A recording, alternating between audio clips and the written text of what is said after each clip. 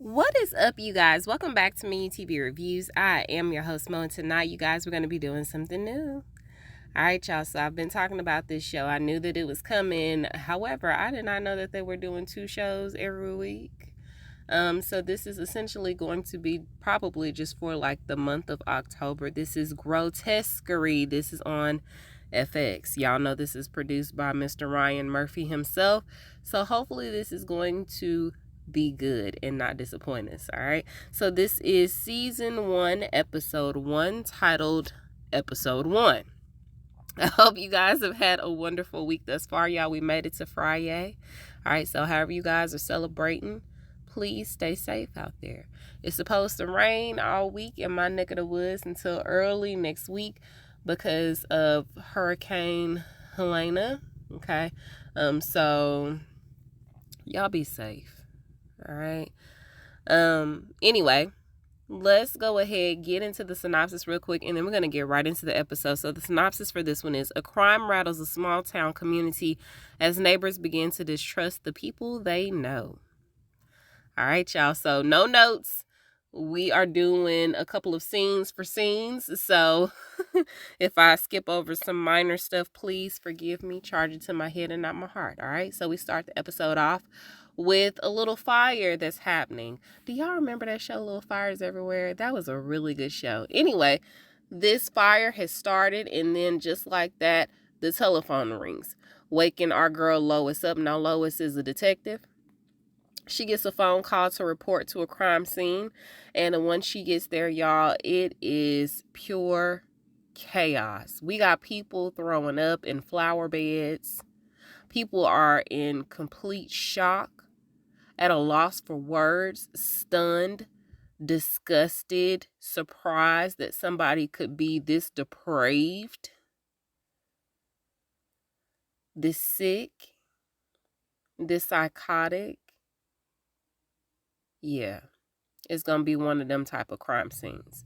So when she pulls up, we got somebody, one of the other officers giving her a report saying how the wife was a nutritionist and I think the husband was like an engineer or something like that. Either way, y'all, the whole family has been annihilated. There is 2 parents and 3 kids. Now, after this officer gives her a little bit of a rundown for the crime that she's going to get ready to walk into, she meets another officer, or maybe another detective, Jack. And so he was like, look, Lois, girl, we're not even finna try to wrap our heads around all of this craziness. We just gonna hand this over to the FBI. And she was like, why would we do that? Well, because whoever did this, I mean, there's just, it's a hate crime. And she was like, a hate crime against what? Against everything. And so she gets ready to walk in, and I peeped how she put them gloves on, but she didn't put nothing on them heels to not mess up the crime scene, to contaminate it, or to contaminate her damn shoes. I mean, y'all, that crime scene was gory. It was awful. Whoever staged this crime scene, like, shout out to the stage production, because y'all, it was blood all over the place. Okay, and then when she walked into the kitchen, you've got the 2 kids. I only saw 3 chairs there. There were 2 kids that were there. Everybody was bound and gagged. I'm so sorry, y'all, if y'all want to skip through. This might not be the show for you if you've got a whole bunch of different sensitive triggers.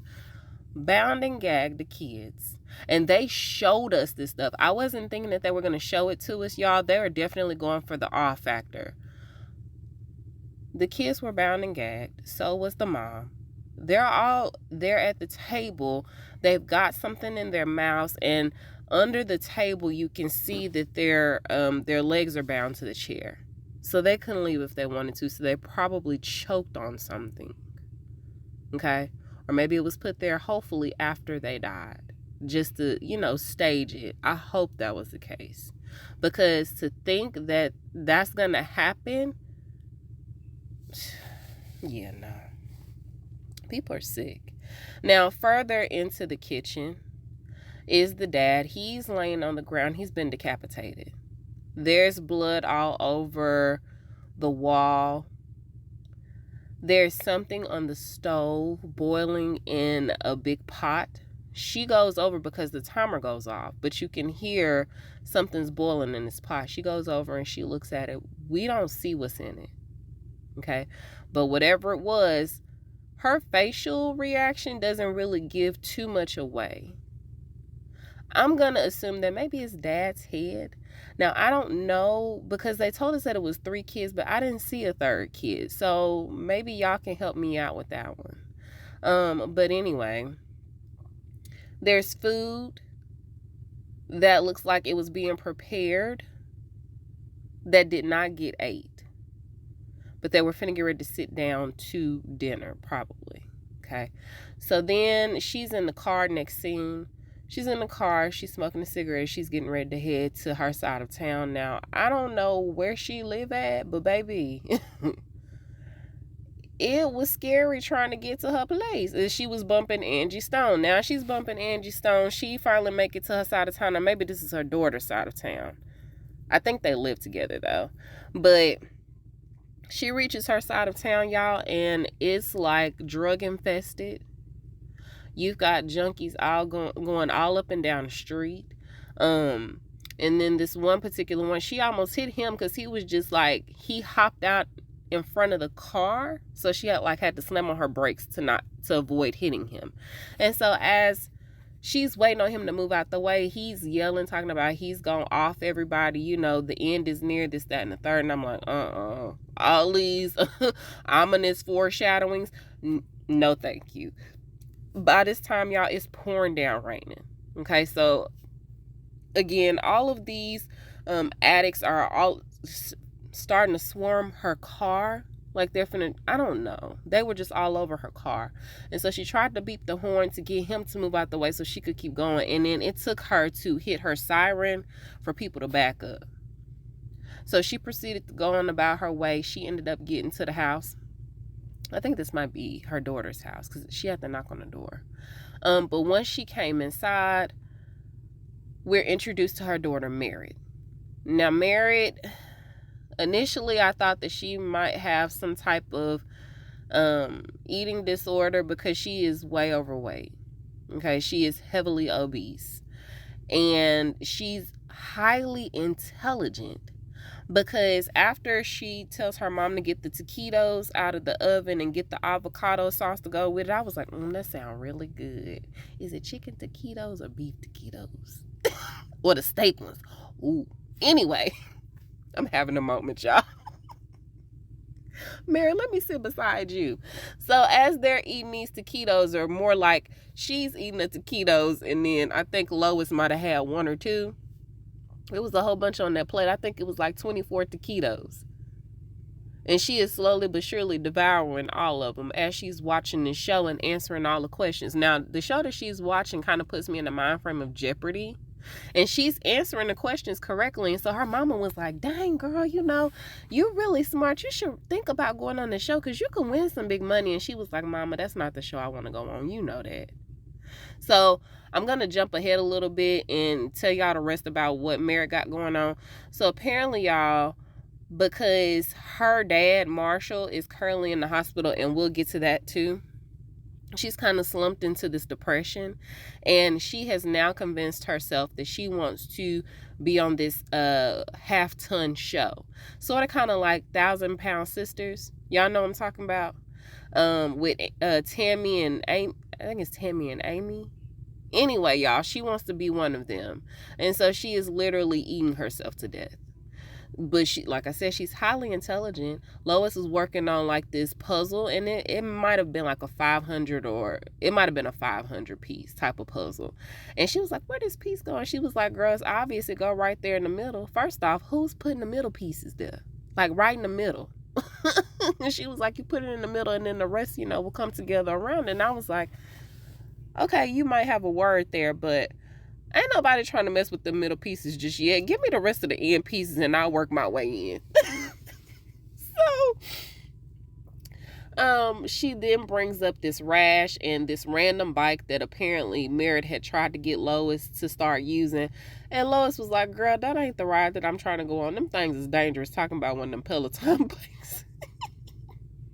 Y'all remember when Mr. Big died on one of those? Anyway.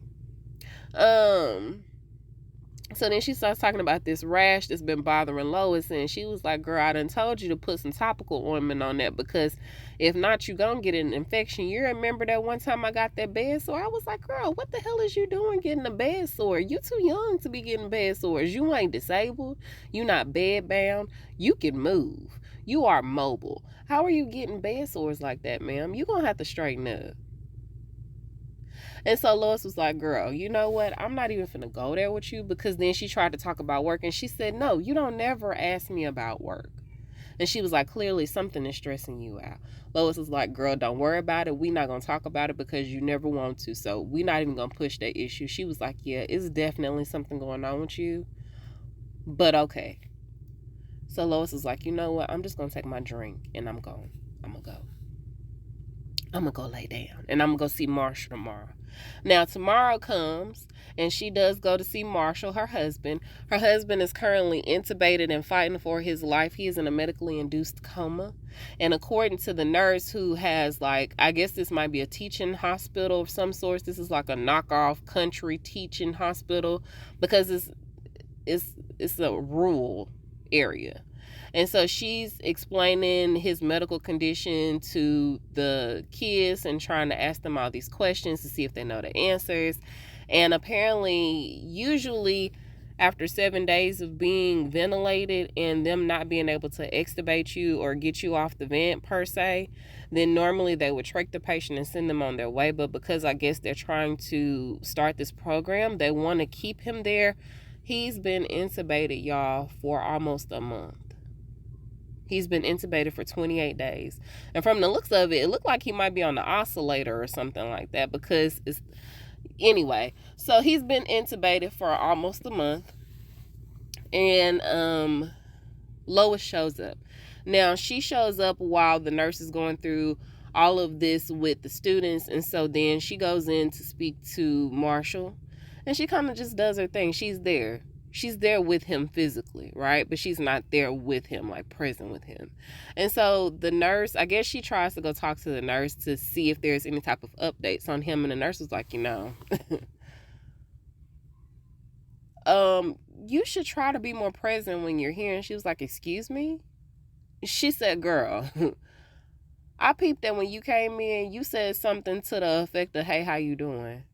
Real low. And then you got on your phone and you was scrolling and doing all the things. And she was like, you got cameras up in here or something? And she was like, as a matter of fact, I do, because a couple of years ago, one of my orderlies got real handsy with one of the patients that was way up underage. And I think he got her I think he impregnated her, if I'm not mistaken. And so they suffered a heavy lawsuit because of that. And so from now on, she has decided that she's going to be proactive and keep these cameras in all these rooms. And I was like, girl, that's breaking all types of privacy policies, but okay.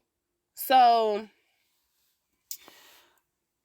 she was like, you need to be more present. Okay, when you hear, he is a literary genius. I feel like she said he might be a professor or something like that. I'm not sure. But anyway, y'all, whatever he did for a living is turning her on. She said it's giving her a shiver in her quiver. A quiver in her shiver or something like that. I was like, girl, you was thinking too hard about somebody else's husband. Keep it moving. And so she was like, when you're here, although he's in a medically induced coma, they can still hear you. And I do believe that. I do that they're still consciously aware, well, subconsciously aware of what's happening around them. I'll give y'all story time one day. Anyway, so she's like, just try to talk to him, just be more present with them, and just do more. And so Lois was like, have you ever been married? I'm gonna assume that you haven't, based off the way that you're talking to me. And so she was like, no, I've never been married. She was like, I can tell. And so she goes on to say, after all of the years that we've been married, the fact that I am here, this is what marriage is about. This is about for better or for worse. I am here for my husband and I appreciate everything that you do for him. However, I will not sit up here and tolerate you telling me that I need to do better for my husband when it's my husband. You understand? So if you can't get with that, then we can figure something else out. But for now, I'm not going to let you tell me how to run my life. It's been a long life and I've suffered for quite some time and I am exhausted. Okay. And so as she's leaving out, the nurse is telling her, you need to be more present. You can talk to him. He can hear you. He listens. He knows. That lady is weird, y'all. Now, granted, she might be right, but the way that you going about these things, that's just not the way, Sway. So back at the station, Lois is giving an update to her colleagues, or I guess the people that might be working with the FBI, the middle people. And she's telling them that no suspect's DNA was found at the crime scene at all. It was just like this weird substance there. But aside from that, the only DNA that was found was from the families. And so as she's telling them this, y'all, the printer keeps printing out crime scene photos and she keeps looking over and it's just like really disturbing photos, just like gruesome stuff. And so she was like, y'all can go back and feel free to look and see if y'all can find anything. But honestly, I think my team got everything. We didn't leave anything behind. But she says that this seems familiar. Whoever did this was not their first time doing this. They are experienced. And for some reason, she can't really confirm it, but she feels like this has happened in other places. But whoever this is an experienced is an experienced killer. So then one of the officers comes in and tells her that she's got somebody waiting out there. She's got a nun out there. So it turns out to be Sister Megan. And she's basically come because she's there on behalf of the church. Now, the church is more progressive when it comes to stuff like this. She usually looks into stories that cover cults and crimes, war crimes. And so this is right up her alley. And so she's there because apparently their online presence has slumped until they started talking about this to kind of not entice people to come back, but keep them interested and have curious people coming in to kind of look and see what they're talking about. Okay.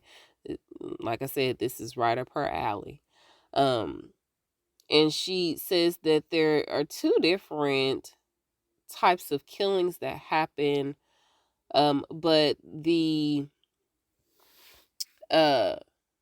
shoot, I done forgot the family's names.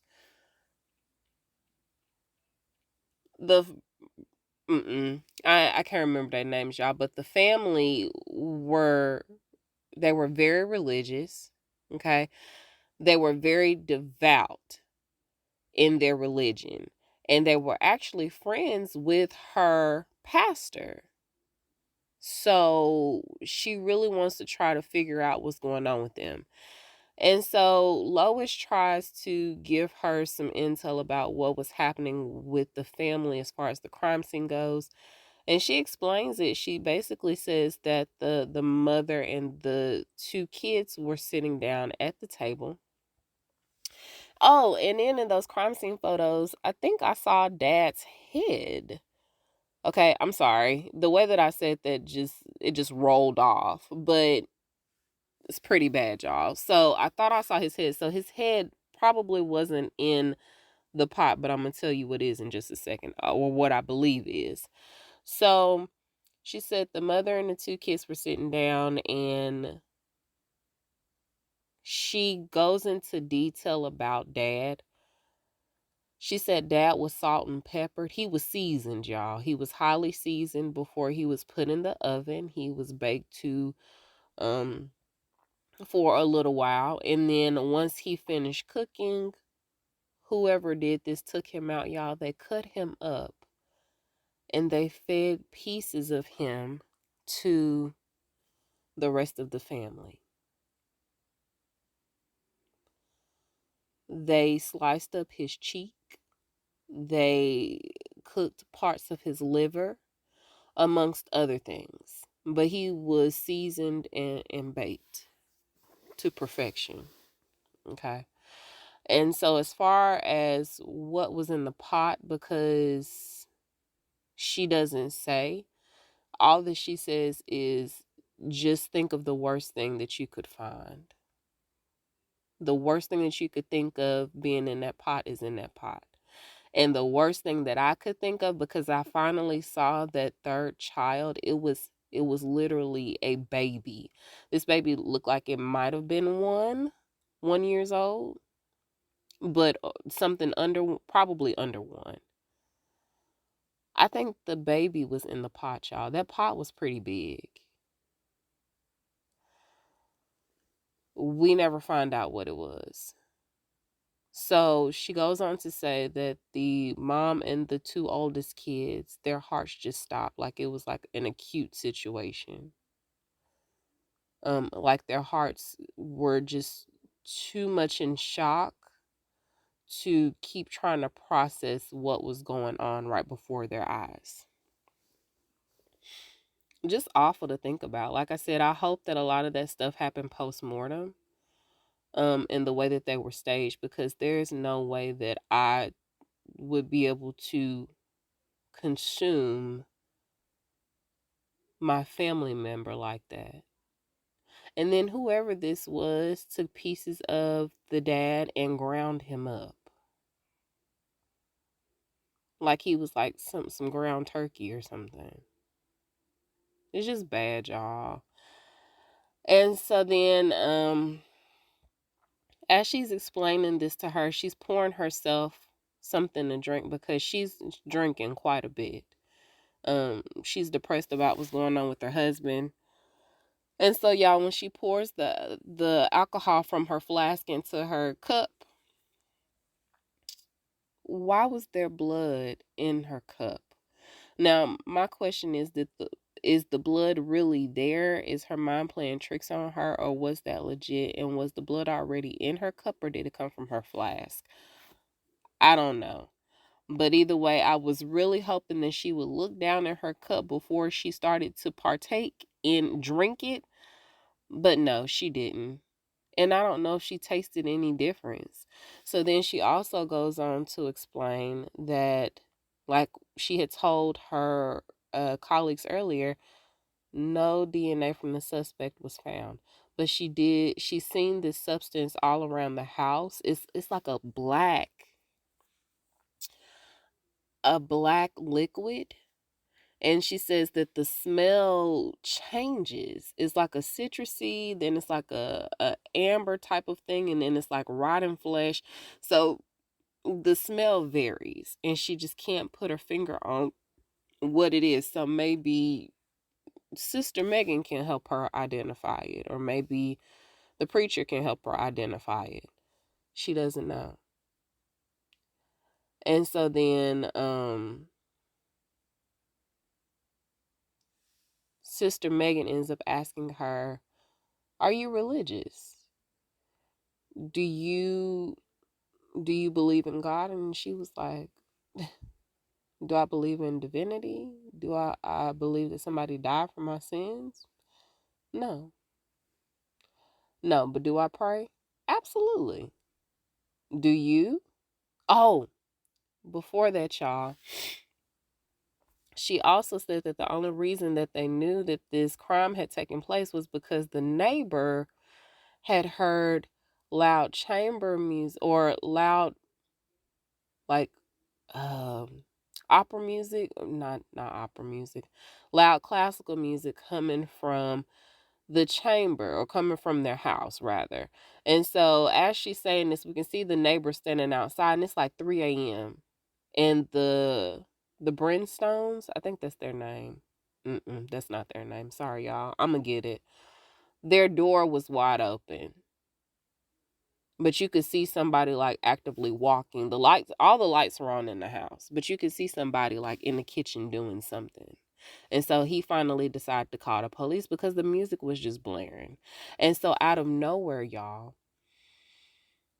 Sister Megan ends up saying what, because Lois had mentioned that it was Mozart.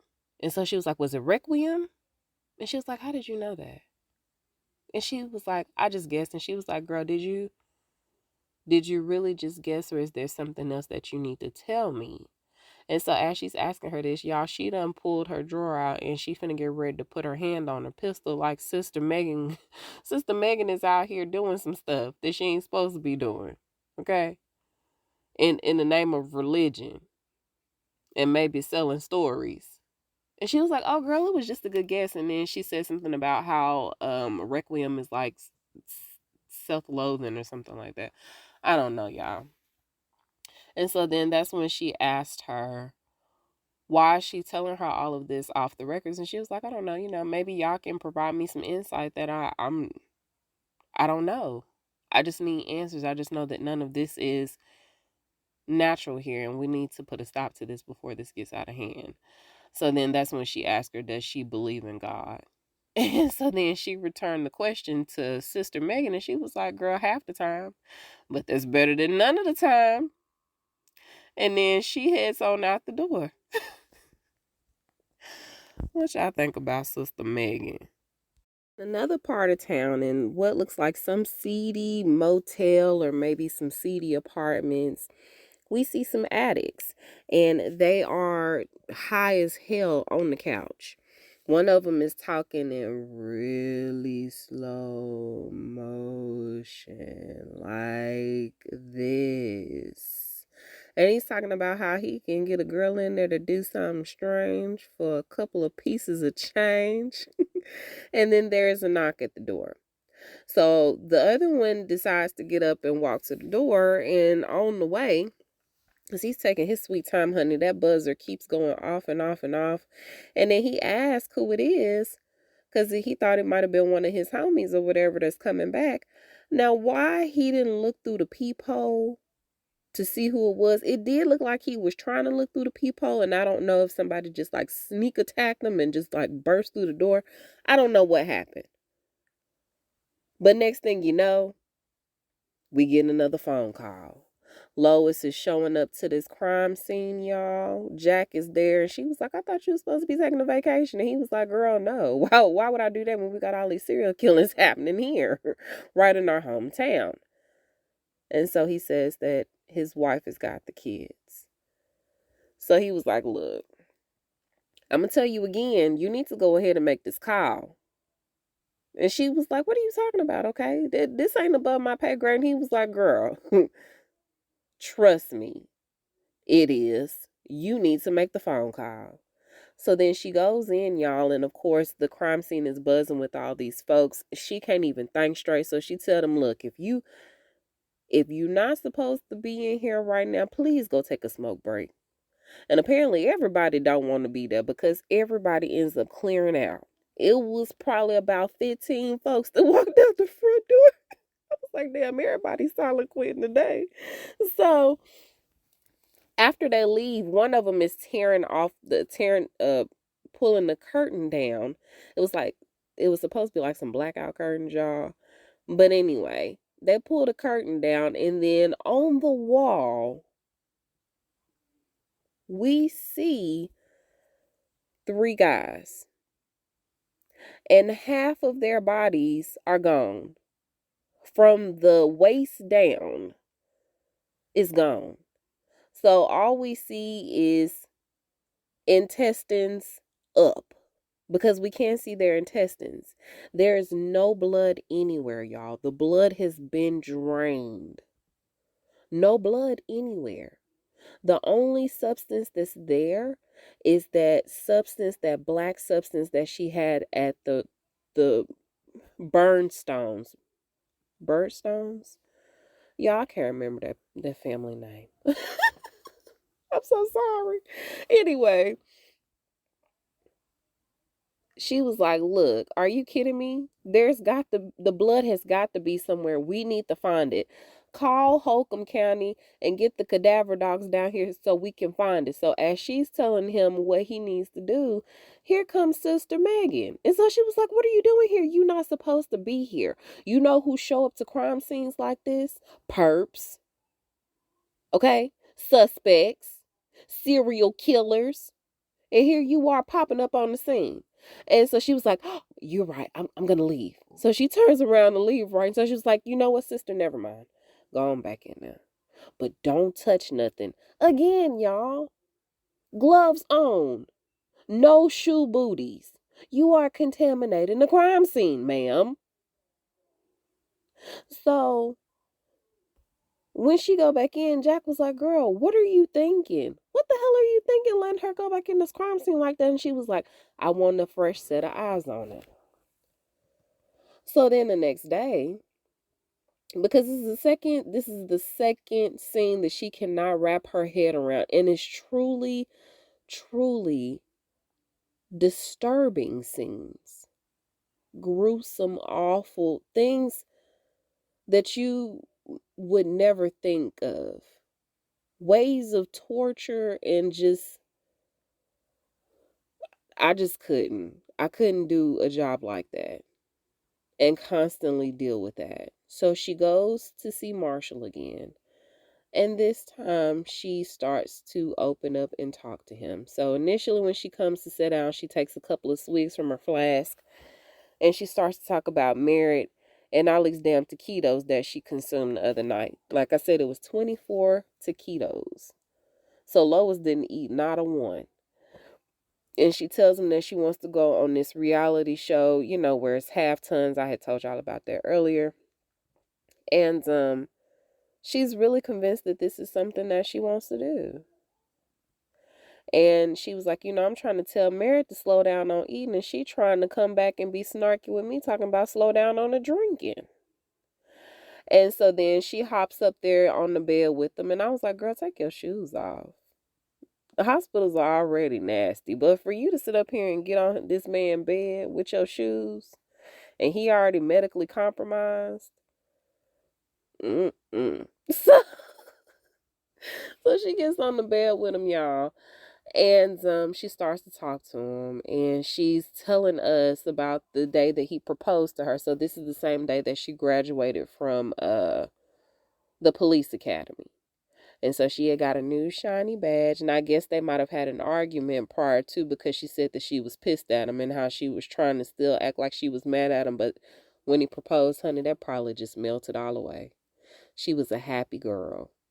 To get proposed to on the same day that you graduate, oh, baby, I'm sure that that's bliss. So after that, she tells him that she needs him to come back.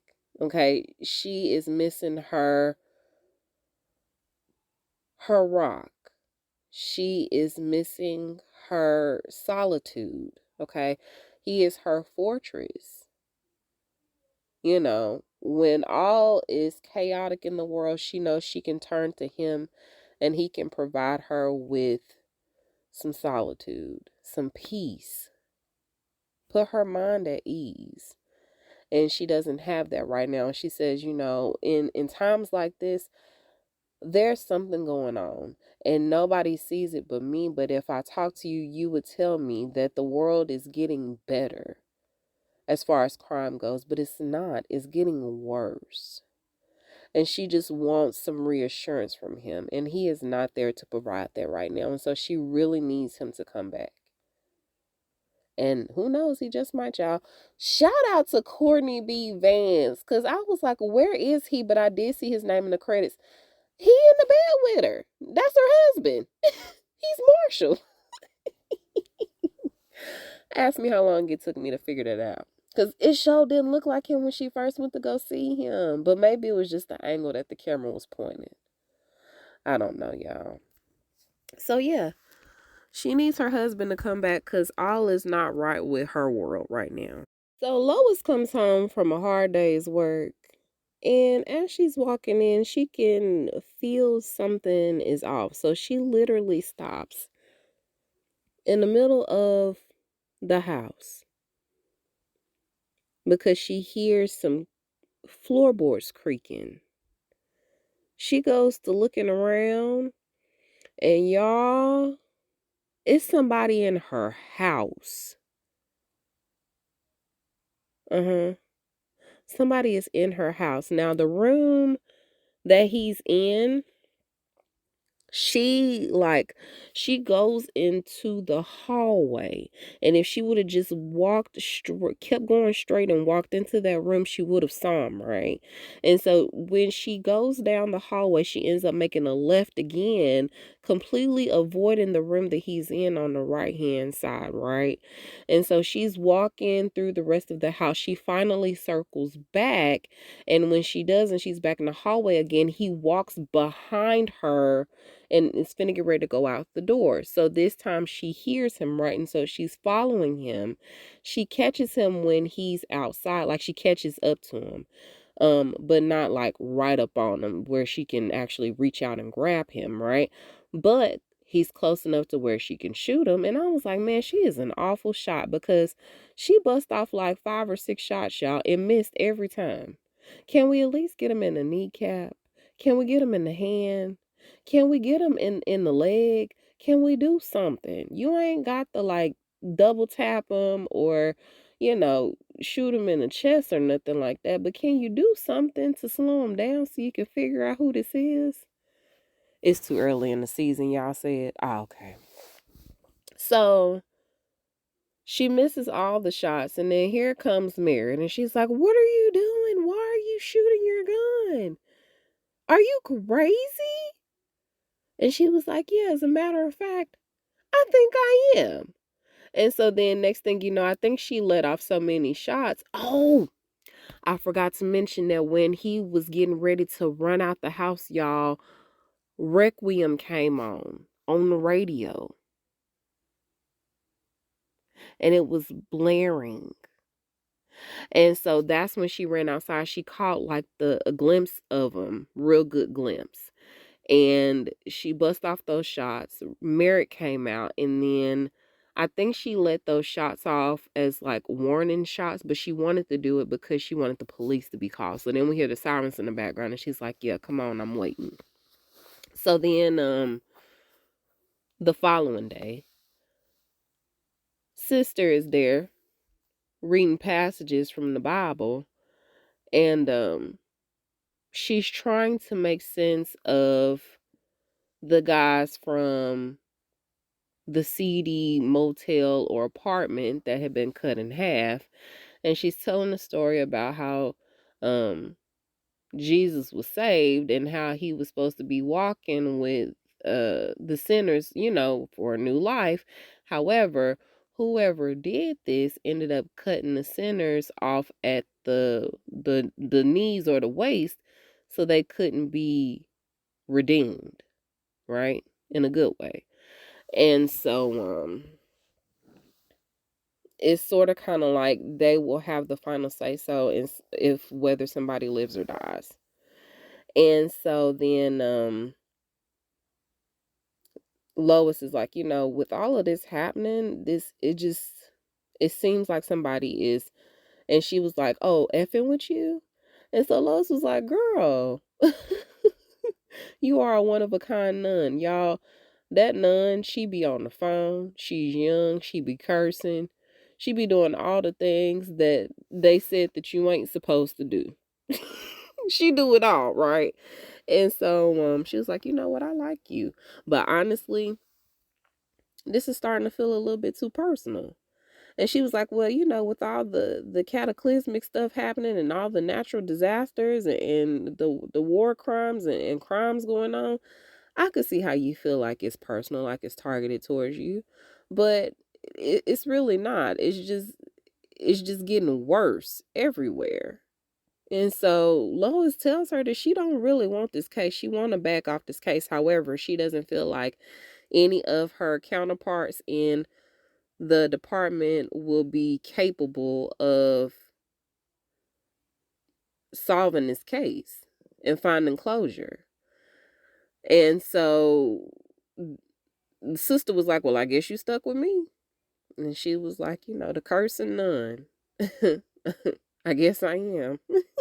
And then she also tells her about the mystery liquid being identified. And so she tells her the combination or the solution of the mystery liquid, and she was like, "Oh yeah, somebody is definitely messing with you." Because that's brimstone. Brimstone has been talked about in numerous sections of the Bible. So they are dealing with a religious psychopath. And that's the way the episode ends, y'all. Pretty good start, huh? Bodies dropping left and right. And it's hitting closer to home. Y'all, the way that she be smoking them cigarettes and the way that she be drinking her drink, I wouldn't be surprised if something medically happened to her by the end of this season. Y'all let me know what y'all thought about it, okay? You can reach me at Me and You TV Reviews on Facebook and on Instagram. You can also reach me at My TV Reviews Podcast without the S on the end at gmail.com. Y'all, I love y'all, okay? I hope you guys have a wonderful, wonderful rest of your night. Y'all stay safe out there. Have a great weekend, and I will talk to you guys. Oh, and until we meet over the airwaves again, I am Mo, and I will talk to you guys soon. Bye.